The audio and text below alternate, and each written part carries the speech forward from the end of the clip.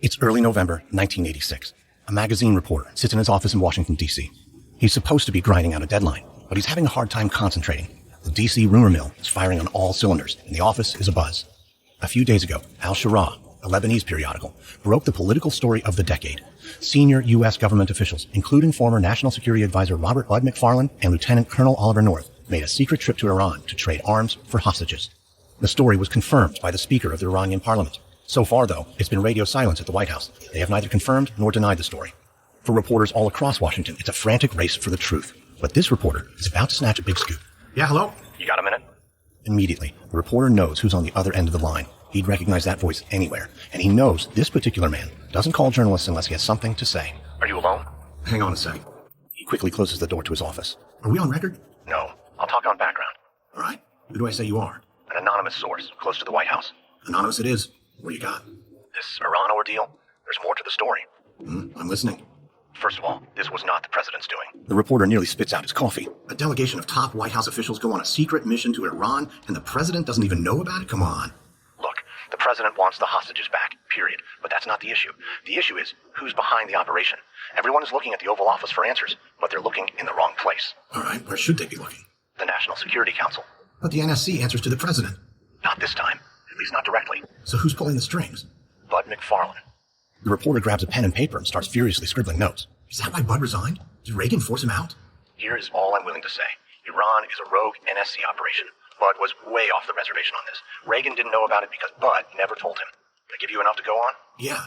I'll call if I need anything else. Don't. This conversation never happened.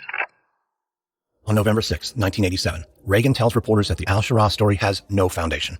Beyond that, his cabinet is divided on how to respond. Some favor Reagan telling the American people the truth. Others favor Reagan saying something, but not everything. While still others favor silence, believing the best comment is no comment at all. But Don Regan doesn't wait for a consensus. Don takes matters into his own hands. He talks to multiple reporters. He fingers Bud as the central culprit, the mastermind behind the Iran operation. Don tries to plant a story, but it never gets published. That's because reporters start calling the White House, asking officials to comment on Bud's role in the scandal, and a coworker tips Bud off. Bud is furious. This isn't the first time Don Regan has tried to besmirch his character, and it certainly isn't the first time Bud has faced a tough fight. Bud is a soldier, a former Marine. He responds to Don's treachery by doing what a soldier does best. He fights back. Wondery's shocking true crime podcast, Over My Dead Body, is back for a third season with a story about corruption, betrayal, and the secrets of a fallen hero. Follow Over My Dead Body, Season 3, Fox Lake, on Apple Podcasts or wherever you're listening right now.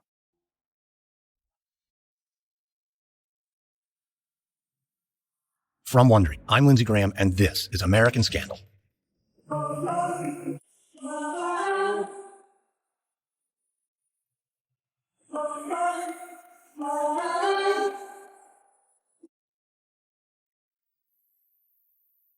When it comes to American political scandals, it's not always the scandal itself that gets people in the most trouble. It's often the steps they take to cover it up. In the days after the arms for hostages story breaks in Al-Shara, there's a mad scramble in the White House to construct a narrative. Whoever can tell the most compelling story and get the public to believe it would, in a sense, be writing the first draft of history and deciding who takes the fall. Two men in President Reagan's orbit set out to do just that. Chief of Staff Don Regan and someone who has so far only been tangentially involved, but will soon play a large role in the attempt to cover up Iran-Contra. Attorney General Ed Meese. This is Episode 3, Don and Ed. It's November 8, 1986. National Security Advisor John Poindexter and Chief of Staff Don Regan meet for breakfast in Washington, D.C. This is not a social outing. It's strictly business, and the mood is tense. Poindexter looks Don right in the eye. Don, we need to talk. Let's talk then. It's about Bud. Don knows exactly where this conversation is headed. When Don fingered Bud to the press, he knew there was a chance Bud would find out. But it was a risk worth taking. Don's not blaming Bud to be cruel, though there's certainly no love lost between them. Don is trying to protect the president. Bud is angry, Don. You sent me this. It's a copy of a private message sent to Poindexter from Bud McFarlane. When Bud resigned in late 1985, Don was happy to see him go. But Don knows full well Bud never really left the White House. He keeps a secure line to Poindexter and Ollie North through his NSC computer and stays in close communication with them both. Read it. I don't need to read it, John. I know what it says. Don, read it. Don begrudgingly picks up the piece of paper and scans the document. One sentence sticks out in particular. Bud writes, "This will be the second lie Don Regan has sown against my character, and I won't stand for it. He's threatening to sue you for singling him out." Be smart, Don. We need Bud on our side. I need to know you're going to back off. But backing off is not what Don does. He's a scrapper. He grew up poor in the Irish section of Boston, but he pulled himself up by his bootstraps. A year after the outbreak of World War II, he dropped out of Harvard Law School to join the Marine Corps. After the war, Don took a job at Merrill Lynch. He worked his way up to the top, becoming Merrill's chairman and CEO before going to work in government. Don didn't make it to the top by backing down from a fight, but he knows Poindexter has a point. Blaming Bud might protect the president, but Bud could hurt him too. He could hurt all of them, because Bud knows everything about Iran-Contra. So Don reluctantly agrees. All right, John, I'll back off. Thank you, Don. There are records proving this breakfast meeting happened, but not exactly what was said in the conversation. But there are records of a private message Poindexter sent to Bud right after the breakfast. The message is short and to the point. Don will keep his mouth shut. On the morning of November 10th, Regan and his top advisors gather at the White House. The Al-Shura story has been public knowledge for a week, and the press is demanding answers. The question is, how will Regan respond? Most of Regan's advisors want the president to stay silent, but his chief of staff, Don Regan, sees it differently. Regan is getting murdered in the press, and Don wants Regan to be proactive. In the meeting, Don implores the president, "We must get a statement out now. We are being attacked, and we are being hurt." Regan agrees. "We must say something," he says, and then adds a caveat, "but not much." For one thing, the hostages are still in the hands of terrorists, and any statement might provoke their captors to violence. For another thing, if Regan is too forthcoming, he might provoke Congress into taking action against him. National Security Advisor John Poindexter has a solution to Regan's dilemma. He lays out a narrative for the room, a false narrative. The Iran operation was never about arms for hostages, he proposes. It was about re-engaging Iran and establishing contact with moderate elements inside the country. And it only started after Regan signed a formal finding in January 1986. Anything that happened before was all Israel's doing. But Don thinks this approach makes the president vulnerable. Don wants to protect the president, and in order to do that, he believes that eventually someone's head will have to roll. Someone's other than the president's. From Don's perspective, Poindexter's narrative is not protecting the president. It's putting him in harm's way. But Don also knows it's not his decision to make. In the end, this decision, like all decisions, belongs to President Reagan. Ultimately, Reagan accepts Poindexter's false narrative. But before Reagan tells the story to the American people, he'll have to tell it to Congress. In mid-November 1985, members of the press aren't the only ones demanding answers about the Iran arms deal. Since the Al-Shura story broke, Congress has been putting pressure on the White House to make a disclosure about what really happened. In response, Reagan decides to meet Congress head-on. On November 12th at 2:00 p.m., 9 days after the Al-Shura story breaks, Reagan and his top advisors hold a closed-door meeting with key members of Congress in the Situation Room. There are some big congressional players present: Senate Minority Leader Robert Byrd, future presidential candidate Bob Dole, and a no-nonsense congressman from Wyoming, House Representative Dick Cheney. Dole and Cheney are Republicans, and they're big supporters of Ronald Reagan. But today, they're here to ask tough questions about the Iran arms deal. Questions like, did the United States trade arms for hostages? And if so, who knew what, when? Poindexter leads off the meeting and lays out the false narrative. The Iran operation was about re-engaging Iran and establishing contact with moderate elements inside the country. It was never about arms for hostages. Right off the bat, Senator Byrd asks a tough question. When did we first make contact with Iran? Poindexter answers. The process began in November 1985, but Poindexter claims no transfer of material had taken place until Reagan signed the finding in January 86. Poindexter does not tell the congressman about the November 1985 Hawk mission, or the finding Reagan signed after the fact, the finding that was never delivered to Congress. Poindexter, seated at a table in the White House with some of the most powerful men in the country, lies. Poindexter is not the only one bending the truth in the meeting. Reagan tells the congressman that the Iran initiative was principally a covert intelligence operation that involved no negotiations with terrorists. Its purpose was to enhance America's position in the Middle East. Don Regan doesn't say much in the meeting, but he has to be frustrated. His goal is to protect President Reagan, and Reagan just played fast and loose with the truth to Congress, which makes his job of protecting the president all that much harder. After the meeting, Reagan is frustrated. The congressmen are skeptical. The media is still in a frenzy, and the target is still squarely on Reagan's back. Right after the meeting, Secretary of State George Shultz pulls Don Regan aside. He tells Don the same thing he's been saying since the Al-Shura story first broke. Reagan is in serious trouble. He urges Don, the president must come forward and tell the truth. It's the only way to get the people on his side and to get Congress off his back. Don calms Shultz down. The president has made his decision about what he wants to say about the Iran deal. It's important now that everyone stays on the same page and sticks to the company line. Don asks Shultz to make the rounds on the Sunday talk shows to get the word out. President Reagan did not trade arms for hostages. That's been his policy, and that will always be his policy. Shultz agrees, but deep down, he's very worried. A few days back, in a closed-door meeting between Reagan and his advisors, Shultz was the lone man advocating that Reagan go public with the whole truth. When Poindexter's false narrative was floated in the meeting, Shultz was incredulous. He asked the room, how can you say the hostages and the missile shipments aren't linked? Reagan fired back, it's not linked. Shultz left the meeting early. He stormed back to the State Department. One of his aides asked if everything was all right, and Shultz exploded. He railed against Reagan's advisors. They're distorting the record. They're trying to get the president to lie. They're dragging him down a drain. It's Watergate all over again. Shultz isn't the only one worried that Iran-Contra could be another Watergate. In his diary on the same day as the meeting with Congress, President Reagan writes, "The press looks like it's trying to create another Watergate. I want to go public and tell the people the truth. We are trying to arrange it for tomorrow." The next day, on November 13th, 10 days after the al-Shura story broke, Reagan addresses the nation from the Oval Office. But what he gives them isn't exactly the truth. Good evening. I know you've been reading, seeing, and hearing a lot of stories the past several days attributed to Danish sailors, unnamed observers at Italian ports and Spanish harbors, and especially unnamed government officials of my administration. As Will Rogers once said, rumor travels faster, but it don't stay put as long as truth. So let's get to the facts. The charge has been made that the United States has shipped weapons to Iran as ransom payment for the release of American hostages in Lebanon, that the United States undercut its allies and secretly violated American policy against trafficking with terrorists. Those charges are utterly false. The United States has not made concessions to those who hold our people captive in Lebanon, and we will not. The United States has not swapped boatloads of plane loads of American weapons for the return of American hostages, and we will not. As president, I've always operated on the belief that, given the facts, the American people will make the right decision. I believe that to be true now. Thank you, and God bless you. The public doesn't buy it. After his address, President Reagan's popularity starts to plummet. Polls show that for every American who accepts Reagan's version of events, 6 more doubt him. They believe Reagan's administration traded arms for hostages, that Reagan knew about the operation, and he authorized it. But still, he denied it over and over again.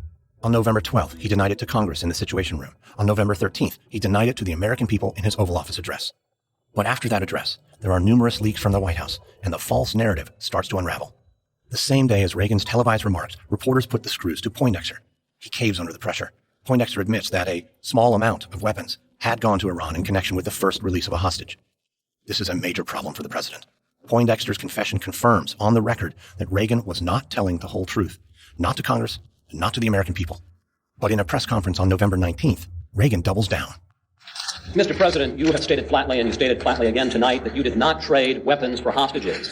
And yet, the record shows that every time an American hostage was released, last September, this July, and again just this very month, there had been a major shipment of arms just before that.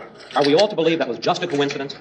Chris, the only thing I know about major shipments of arms, as I've said, everything that we sold them could be put in one cargo plane and there would be plenty of room left over. Sir, if I may, the polls show that a lot of American people just simply don't believe you. That the one thing that you've had going for you more than anything else in your presidency, your credibility, has been severely damaged. Can you repair it? What does it mean to the rest of your presidency? Well, I imagine I'm the only one around who wants to repair it, and I didn't have anything to do with damaging it. Reagan's words might be true to him, but Don Regan, who is watching in the wings, knows they're not true to the facts. With every statement he makes, Reagan digs the hole deeper and edges closer to the precipice of danger. Don wants to get the press and the American people, and by extension, Congress, off the president's back. Don knows for that to happen, someone will have to take the fall, and in order for that to happen, everyone in the White House will have to speak with a unified voice. But in order to craft a convincing narrative, you have to start from a baseline of truth. No more contradictions, no more slips. President Reagan is having a difficult time with that concept. Don is starting to understand that the protection President Reagan needs is not protection from his political enemies or his detractors in the media. Reagan needs protection from himself.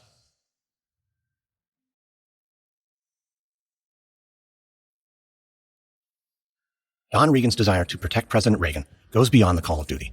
For one thing, Don likes the president, and the feeling is mutual. Don has a reputation for being rough around the edges. He doesn't have a lot of friends in politics, but he and Reagan are definitely kindred spirits. Secondly, there's something else that might be driving Don. Feeling of personal responsibility. Don once boasted that not even a sparrow could fly through the White House without his hearing about it. He has a tight lid on everything. And yet, this Iran-Contra scandal is unraveling on his watch, and his friend, President Reagan, is in the line of fire. On November 20th, 17 days after the al-Shura story breaks, Don Regan and Secretary of State George Shultz meet with President Reagan in the family quarters of the White House. For 45 minutes, Shultz tries desperately to get Reagan to face the truth. He did trade arms for hostages, but Reagan doesn't see it. He contends that because he never intended to trade arms for hostages, he had never done so. Schultz reminds the president that Bud McFarland had told him about the 1985 Hawk shipment. Reagan responds, "Oh, I knew about that, but that wasn't arms for hostages." Schultz is gobsmacked. He later tells an aide, "We didn't shake him one bit. He refuses to see we have a problem." Reagan is blind to his own potential culpability. But there is someone else who fully understands the gravity of the situation. Reagan's Attorney General, Ed Meese. At first glance, Ed Meese doesn't look like much. He has droopy skin and permanent bags under his exhausted-looking eyes. But Ed is a smart, calculating man, a fastidious man, known for taking copious, detailed notes. And like most around him in the administration, he is fiercely loyal to Ronald Reagan. Ed has been following the Iran story closely, and like Don, he's worried about the president's public statements. He's worried Reagan is backing himself into a corner he cannot get out of. On the morning of November 21st, 18 days after the al-Shura story breaks, Ed decides to take matters into his own hands. He gathers his top deputies in his office in D.C. and lays out his plan. Ed tells his staff he's going to convince President Reagan that a fact-finding mission is needed, an internal investigation to find out the answer to the question everyone is asking about the Iran deal. Who knew what and when? The Iran deal is a National Security Council operation, so before Ed goes to the president, he calls the head of the NSC, National Security Advisor John Poindexter. It's bright and early on Friday, November 21st, 1986. National Security Advisor Poindexter sits at his desk, poring over a large stack of memos. This is Poindexter. John, it's Ed. Poindexter isn't surprised to get a call from Attorney General Ed Meese. He and Meese have been in constant contact throughout the month of November. The Iran arms scandal is a major crisis, and it's all hands on deck. What can I do for you? Listen, there's a disagreement in the cabinet about what happened in November 85 with the Hawk shipment. I've told you everything I know. I know you have. I'm meeting with the president at the White House at 11:30. We're going to talk through the timeline with the cabinet to try and sort out the disagreement. I'd like you to be there. Of course. I don't think I have to tell you how important this November Hawk situation is. If the president knew about it in advance... Yes, I know. Well, we just need to get this thing cleared up to make sure we're all on the same page. Absolutely. One other thing, John. Yes? I'm going to be sending over a few of my people this afternoon to help me piece the puzzle together. I was hoping you might pull some documents from my guys. What documents? Just anything pertinent, anything material. Can I count on you? Of course, Ed. You have my full cooperation. Great. I'll see you at the meeting. When Poindexter hangs up the phone, he knows what he has to do. Poindexter has the CIA finding from the November 85 Hawk mission in his office. The finding Reagan signed right after it went sideways. The finding that was never delivered to Congress. Poindexter knows that document is an embarrassment to the president. And even more, he knows it's a serious legal liability. So Poindexter takes the finding in his hands and tears it to pieces. Poindexter and Ed Meese meet with President Reagan in the White House later that day. Chief of Staff Don Regan joins them. Ed believes that if Reagan knew about the 85 Hawk shipment, and if he authorized it, and if he didn't inform Congress, then the president is in serious jeopardy. Ed tells Reagan that he wants to nail down the facts and put together a complete version of the truth. He asks Reagan to give him the weekend to sort it out. Reagan agrees and officially orders Ed to launch a fact-finding mission. The real purpose of Ed's expedition is subject to debate. It's either an honest attempt to help President Reagan understand the truth, or it's an attempt to cover it up while making it look like no stone was left unturned. On Saturday morning, the day after his meeting with Reagan, Ed sits down with Secretary of State George Shultz. Shultz tells Ed the president admitted knowing about the November 85 Hawk shipment, but Ed already knows that. He attended a meeting earlier in the month where the Hawk shipments were discussed. The two Israeli shipments that predated the Hawk shipments were also discussed. Ed is a meticulous note-taker. Over the weekend, Ed calls Don Regan on the phone multiple times to talk about what he knows. But curiously, Ed does not take notes during those calls. In fact, he doesn't keep any record of his talks with Don. When asked later about the content of these conversations, Ed will say he does not recall. Don will say he doesn't recall either. A lot of people don't recall. Next, Ed talks to Don's nemesis, Bud McFarlane. Bud tells Ed that although he doesn't have proof in writing, there's no doubt in his mind. President Reagan definitely knew about the 1985 Hawk shipment. While Ed is questioning Reagan's cabinet, his deputies at the Justice Department start digging through NSC records. There's a mountain of paperwork, internal communications, memos, and routine filings. For the most part, it's typical bureaucratic red tape.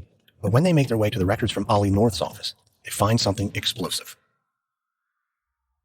When Ed Meese starts his internal fact-finding investigation, the Iran operation is public knowledge, but the diversion is not.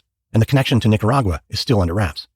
Throughout 1985 and 86, there are rumors in the press about the Contra operation. There are even rumors that Ollie North is the one pulling the strings, but there was never a smoking gun.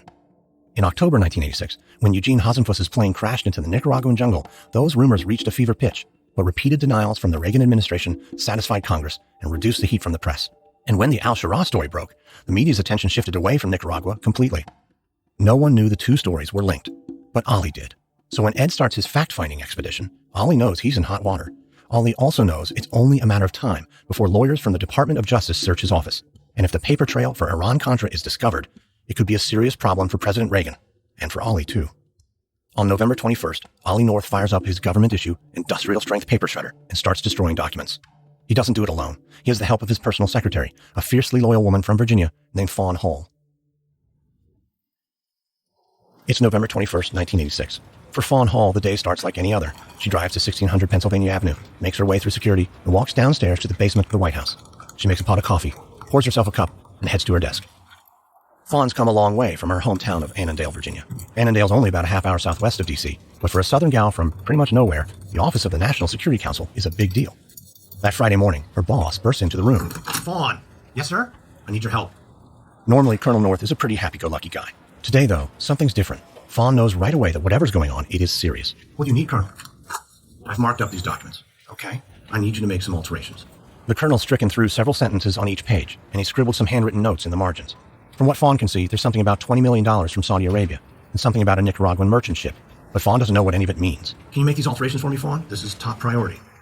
The question gives her pause. She may not understand the context of the papers, but she knows this much. Altering official documents is not part of her job description. It might even be illegal. But Colonel North is a good man. He's been a good boss. He wouldn't be asking if it weren't important. I'll get right on it, sir. File the new ones and bring the originals to my office straight away. And then he starts to go. Colonel, wait. I think there's something wrong with this document. What do you mean wrong? There's a box at the bottom of the first page. It looks like it's meant to show Mr. McFarland's approval.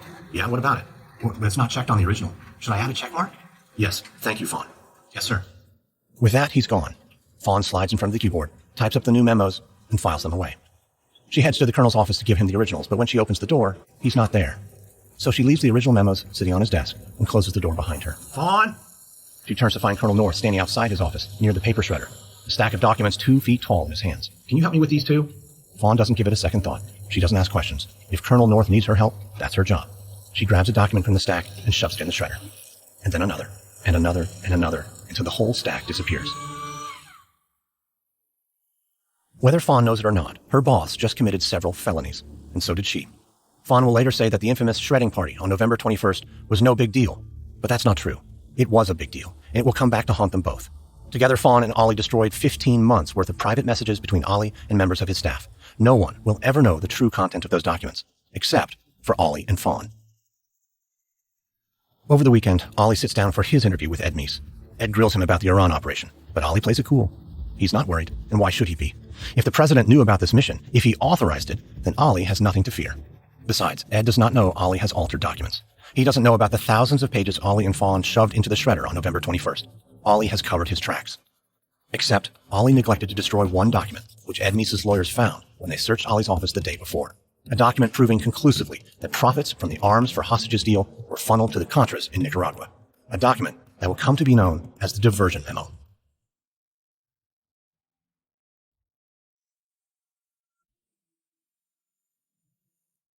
On November 24th, 1986, Don Regan sits down for a meeting in the Situation Room with President Reagan and the top members of the National Security Planning Group.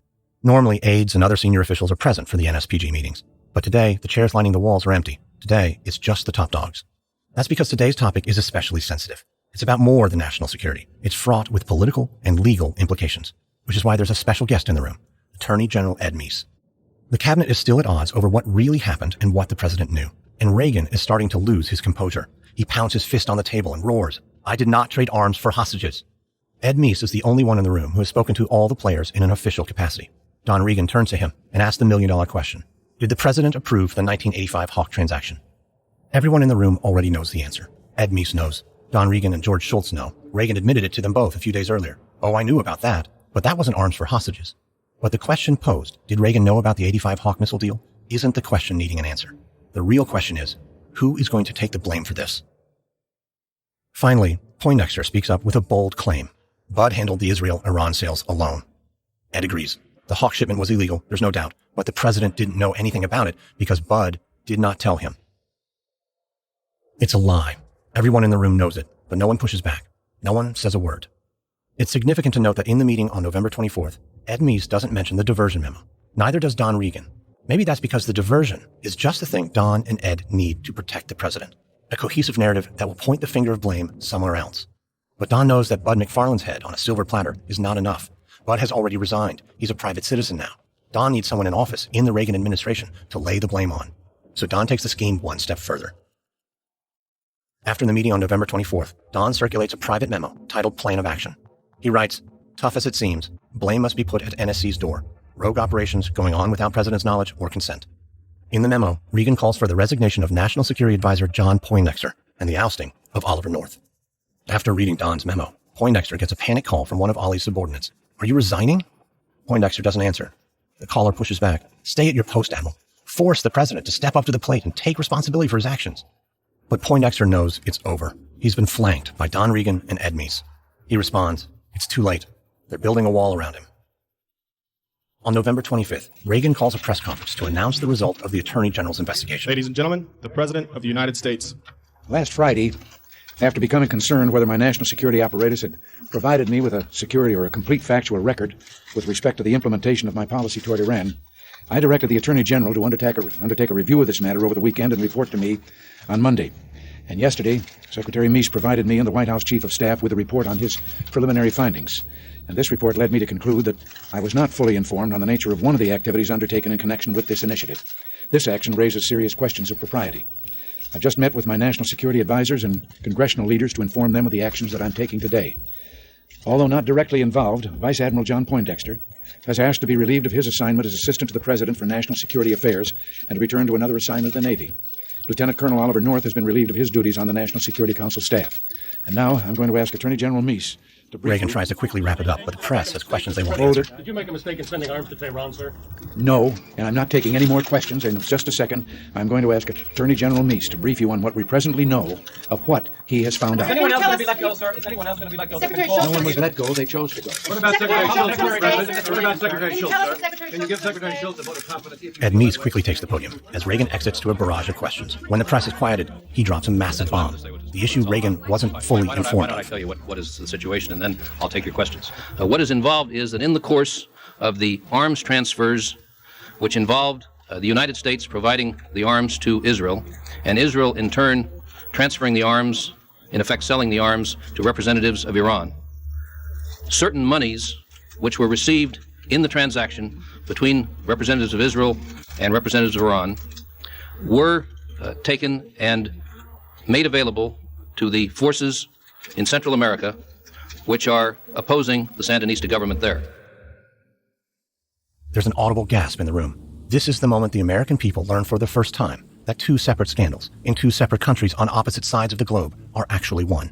The moment when the world learns that money from the Iran deal was funneled to fund the Contras in Nicaragua. Ed goes on to say the president knew nothing about the diversion, and that the White House will be launching a full-scale internal investigation into the matter. Ollie will later write that the Reagan administration chose to focus almost exclusively on the diversion, and there was certainly a lot to be gained in presenting it that way. This particular detail was so dramatic, so sexy, that it might actually, divert attention from other, even more important aspects of the story, such as what else the president and his top advisors had known about and approved. Ollie isn't the only one who feels this way. A reporter at the November 25th press conference asks Ed Meese, what's to prevent an increasingly cynical public from thinking that you went looking for a scapegoat and came up with this whopper, even though it doesn't have a lot to do with the original controversy? Ed is evasive. The president's priority is to lay out the facts just as rapidly as he gets them, to be sure that there is no hint that anything is trying to be concealed. The reporter's question about scapegoating is a perceptive one, and the reporter won't be the last to ask that type of question. Meanwhile, as Fawn Hall watches the press conference from North's office, she's terrified, because Fawn realizes she's made a terrible mistake. Some of the original memos, the ones she altered at the colonel's behest, were never destroyed. It's unclear why she didn't destroy them. Maybe she didn't think she needed to, or maybe, in the chaos of the shredding party, she simply forgot. But after the official announcement that her boss has been fired and Meese's revelation about the diversion, Fawn Hall is starting to grasp just how much trouble she and Colonel North might be in. So on November 25th, she stuffs the original memos into her blouse, sneaks them past NSC officials who are sealing off the office, and delivers them personally to Colonel North. There's another important person watching the press conference on November 25th. His name is Lawrence Walsh. Walsh is a lifelong Republican, a former Deputy Attorney General, and a former prosecutor for the Southern District of New York. But in his 70s now, Walsh's day of public service are far behind him. That day, he watches Reagan's press conference from his home in Oklahoma City. A reporter asks Ed Meese another question. Will Ed consider appointing a special prosecutor to look into the matter? Ed, as always, is calculated and measured in his response. He says he wants to wait for the facts. At the moment, though, he sees no need for outside help. But on December 6th, 1986, a little more than a week after that press conference, Ed Meese will get outside help. Lawrence Walsh receives a phone call from a federal judge offering him a job. Not long after, he'll pack his bags, fly to D.C., and launch one of the most controversial investigations in American political history. On the first Sunday of 1987, Walsh, the newly appointed independent counsel for the Iran-Contra investigation, begins his journey by checking into the infamous Watergate Hotel. On the next episode of American Scandal, independent prosecutor Lawrence Walsh is called to D.C. to find out the truth. He expects a tough fight with the Reagan administration, but his first opponent is the United States Congress. I hope you enjoyed this episode of American Scandal. If you did, subscribe now on Apple Podcasts, Spotify, Stitcher, Wondery.com, or wherever you're listening to this right now. If you're listening on a smartphone, tap or swipe over the cover art of this podcast. You'll find the episode notes, including some details you may have missed.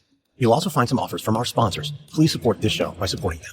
If you'd like to hear more of American Scandal and other Wondery shows, in addition to getting extra content, early access, and exclusive perks, you can subscribe to Wondery Plus go to Wondery.com/plus. That's Wondery.com/PLUS. We use many sources for our stories. Very helpful in researching for this episode was Firewall by Lawrence Walsh, Under Fire by Oliver North, and Special Trust by Bud McFarlane. And just a quick note about our reenactments. In most cases, we can't know exactly what was said, but everything in our show is based on historical research.